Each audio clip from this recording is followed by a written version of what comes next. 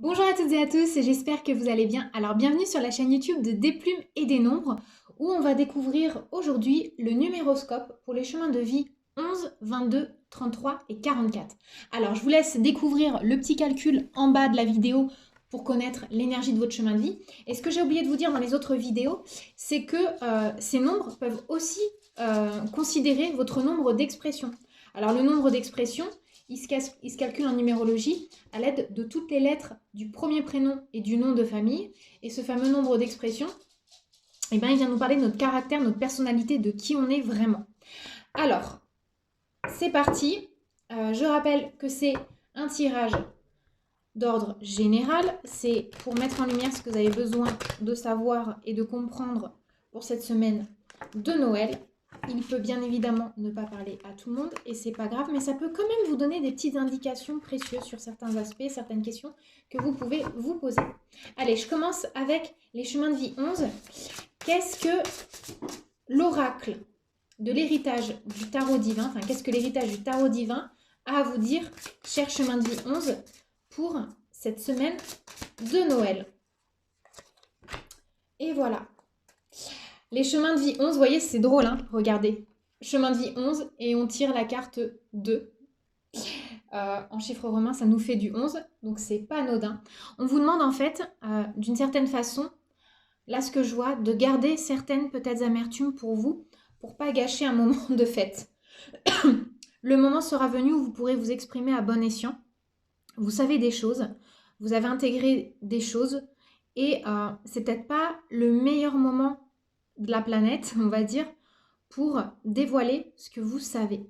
On vous demande en fait de faire preuve de discrétion, de garder certaines choses secrètes. Alors ça peut me parler aussi de femmes qui sont enceintes et pour qui il ne faut pas révéler forcément une grossesse tout de suite maintenant. Ça peut me parler aussi de secrets de famille que vous savez, ou ça peut me parler de choses importantes qui sont en train de germer dans votre vie. Ça peut me parler aussi par exemple, d'un début de relation ou quelque chose comme ça. Et pour l'instant, on vous demande de vous préserver, de vous garder d'en dire trop et de trop diffuser au reste du monde ce qui vous arrive, ce que vous savez, ce que vous comprenez et ce que vous ressentez.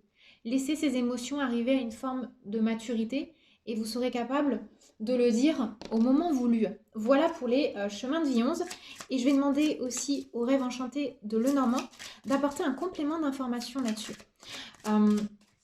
Ce que ça nous dit aussi, c'est que d'une certaine façon, vous avez la connaissance, vous avez la sagesse, et vous savez que votre parole vaut de l'or, et que ça peut être ben, un grand pouvoir ou une arme fatale. Voilà, en fait, ça vient nous parler de se garder, de dire aussi un peu des choses qu'on pourrait regretter. Vous voyez, on a cette carte qui tombe, la carte des masques. Alors, là, ça me parle, vraiment, c'est particulier, ça ne va pas forcément parler à tout le monde. Mais ça, en fait, ça vous dit de savoir en fait jouer un peu un jeu de rôle dans un premier temps. Parce que vous savez, quand vous avez en face de vous des gens qui savent que vous savez, mais qu'en fait l'abcès n'a pas été crevé, vous leur donnez l'occasion, pardon, de faire tomber les masques et quelque part vous leur proposez, vous leur offrez une perspective aussi d'évolution pour eux. Parce que le fait qu'ils prennent la décision, alors à mes consciences, d'aller vers une vérité ou d'aller vers la manifestation de quelque chose, ça fait partie aussi de leur cheminement, de leur faculté à s'exprimer et à se développer. Alors si vous, vous ouvrez le bal pour eux, ben, vous empêchez quelque part, vous entravez ce cheminement. Voilà les chemins de vie 11, de quoi il est question pour vous aujourd'hui. Et je passe tout de suite au chemin de vie 22. On va demander au tarot divin, l'héritage du tarot divin, qu'est-ce qu'il a besoin de nous faire savoir pour les chemins de vie 22 en cette semaine de Noël. Alors là, bon, il y en a deux qui sont tombés, écoutez, je les prends. Hey. Alors pour les chemins de vie 22, c'est assez important. On vous demande de faire face à l'adversité, de ne pas vous laisser dérober et avoir par des personnes mal intentionnées. Ça vient attirer votre vigilance sur les personnes qui pourraient se rapprocher de vous par intérêt. Vous avez peut-être dans votre entourage affectif, votre entourage professionnel, votre entourage social, des gens qui ne sont pas forcément noblement intentionnés de prime abord. Et vous le savez, vous êtes conscient de votre richesse, de vos constructions, de vos réussites, de ce que vous avez peut-être acquis et longuement acquis sur le long terme. Et là, en fait, il est aussi question de propriété intellectuelle, de ne pas se laisser dérober ses idées, de prêter garde à une forme de roublardise.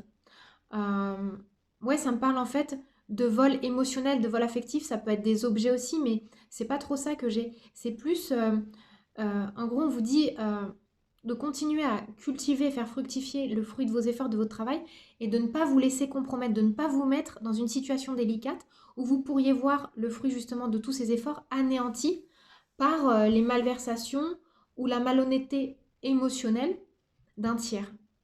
Voilà ce que ça vient me dire pour vous, chemin de vie 22. Et en plus, on le sait, le 22 en numérologie, hein, c'est celui qui construit, c'est un peu l'architecte du monde, qui construit sur le long terme, qui est visionnaire. Et donc, il fait des envieux, il fait des jaloux à un moment donné.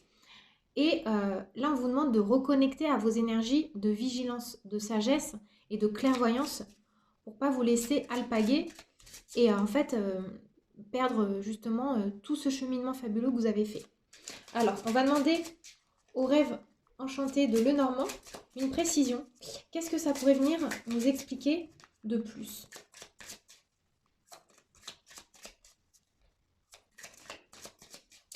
Alors, tac, une carte, s'il te plaît. Bon, ça veut pas sauter, je la prends. Et ouais, vous voyez, on a le labyrinthe qui sort. Ça nous parle de l'importance de ne pas se perdre dans les relations. En fait, ça nous parle aussi quelque part d'une forme de responsabilité que vous pouvez avoir et vous pouvez vous permettre de demander aux gens d'aller droit au but avec vous en fait. Et vous pouvez aussi clairement leur montrer que vous voyez qu'ils sont en train de prendre des chemins de traverse pour atteindre quelque chose, pour vous atteindre indirectement. Et en fait, ça vous demande de mettre carte sur table. Voilà, cher ami 22, ce que je peux vous dire pour votre numéroscope de Noël. Et je passe maintenant au chemin de vie 33. Les chemins de vie 33, on va regarder qu'est-ce que l'héritage du tarot divin a à vous dire pour votre numéroscope, votre semaine de Noël. Qu'est-ce que vous avez besoin de savoir? Sur quoi attire-t-on toute votre attention et votre vigilance? Tac. Allez, je veux une carte. Et la voilà. Ah, c'est génial les 33. C'est drôle parce qu'on avait pioché, il me semble, la même chose pour les 6. Le monde. En fait, celle-là, les 33, ça vous parle à vous spécifiquement. Je vais quand même demander... Regardez ce qu'il y a. Voilà, bon, je prends le dos de deck. On a le 9 de coupe. Ça vous demande de continuer à être confiant dans vos relations de cœur. Ça vous demande de continuer à être confiant aussi dans votre famille d'âme. Vous avez réussi jusque-là. Vous pouvez en fait célébrer et être fier des rassemblements que vous avez été capable de fédérer autour de vous. Et là, franchement, c'est drôle, ça me fait penser à un 33, ça fait une petite parenthèse perso. Donc, analyse si tu lis cette vidéo un jour. En fait, ce tirage, il est un peu pour toi. Et c'est ton énergie qui ressort puisque tu es 33. Et ça me parle en fait de personnes qui sont capables de fédérer les gens, les leurs autour d'eux. Et grâce à votre chemin de vie, vous avez appris et acquis des connaissances fondamentales sur les relations. Et vous êtes capable de concilier, de réconcilier bon nombre de personnes entre vous, de les aider aussi à se célébrer. Parce que vous avez une forme de sagesse, vous avez une forme aussi de générosité de cœur inconditionnelle qui fait aujourd'hui que vous êtes à une forme d'aboutissement, une forme de récompense au niveau des liens. Ça a peut-être été compliqué pour vous cette année, justement, vous avez dû peut-être vous battre dans les méandres de certaines relations, mais c'était pour justement arriver à ce résultat.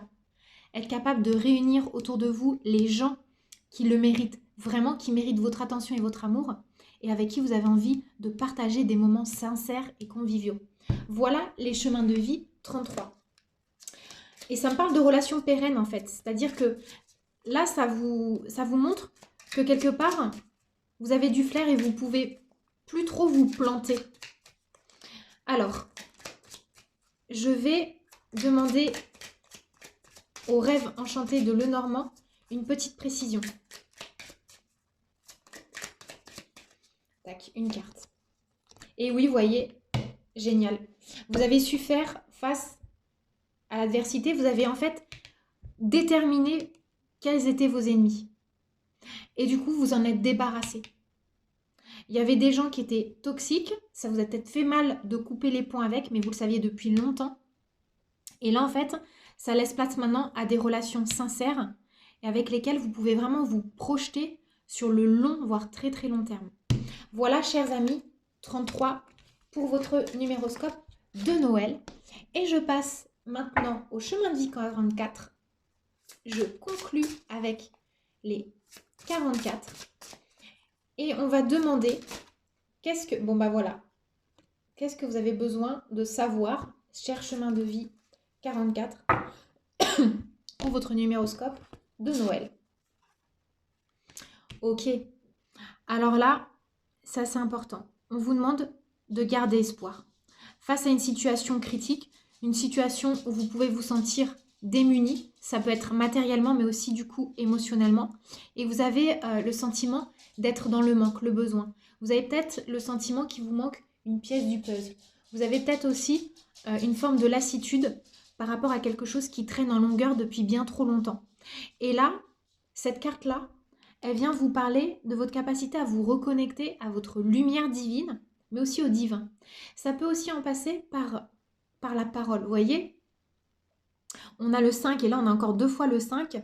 Et si j'additionne les deux, j'arrive à du 10. Et le 10, c'est la confiance absolue pour prendre un nouveau départ. Donc à travers un acte de foi, à travers une confession, à travers aussi une demande que vous pouvez faire au ciel, vous pouvez en fait supplanter une situation en fait de grande perte émotionnelle ou matérielle. D'accord? Et l'anéantissement, en fait, vous allez vous rendre compte qu'il est salvateur parce que c'est celui qui va vous permettre de repartir de plus belle. Alors, je vais demander au rêve enchanté de Lenormand un conseil supplémentaire pour ce tirage parce que je vois pour les 44 une très très lourde souffrance, une très lourde désillusion. Et ça vient aussi beaucoup me parler, comment dire, d'une déception assez cruelle. Et comme s'il y avait eu le coup du sort qui avait tellement fort et trop lourdement frappé pour vous. Ah ok. Ça me parle en fait d'une désillusion aussi de l'énergie liée à un homme. Ça peut être une trahison assez cruelle de la part d'un homme proche. Et c'est quelqu'un en fait qui vous dépouille de tout, émotionnellement, amoureusement. Et en fait, le conseil, c'est quelque part d'aller sur le pardon. Je vais quand même en tirer une autre aussi pour vous. Ouais, là, j'ai quand même beaucoup les énergies de trahison. Et en fait, ce qu'on vous dit, c'est de ne pas perdre espoir en l'humain. Vous allez retrouver en fait votre lumière, votre boussole intérieure. Vous êtes guidé, vous êtes largement bien orienté dans ce parcours du combattant. Et vous voyez, au moment où je vous dis ça, il y a un énorme rayon de soleil qui arrive. Je ne sais pas si vous le voyez bien sur le jeu. Donc en fait, la lumière, elle va traverser le jour, vous voyez. Et même sur cette carte, on a la lumière derrière. Donc, pas de désespoir et pas de perte de foi. Cher chemin de vie, 44. Voilà pour vous. Et je passe maintenant à un petit tirage final. Je vais demander à l'oracle des licornes, qu'est-ce que pour les chemins... Non, tiens, je vais demander à l'oracle des archanges, tiens. Quel serait le conseil, qu'est-ce qu'on pourrait vous dire de plus pour ce tirage? Alors, attendez, je vais chercher mon oracle et je reviens. Me revoilà. Alors, oracle des archanges, qu'est-ce que tu peux nous donner comme mot de la fin pour tout le monde? Allez, c'est parti. Une ou deux cartes. Bon, là, il y en a trop, là. J'ai dit une ou deux, les gars. J'aimerais bien qu'elle saute quand même. Mais si elle saute pas, j'irai les chercher. Celle-ci. Bon, il y en a beaucoup, là. J'en ai 4. Non, j'en ai trop. Franchement, j'en ai trop. Tac. Et voilà, je prends celle-ci. Alors, Ben décidément. Je ne sais pas si vous avez remarqué, mais l'archange Sandalphon, il est très, très, très, très présent. Alors, c'est un archange dans l'absolu qui est très présent pour moi.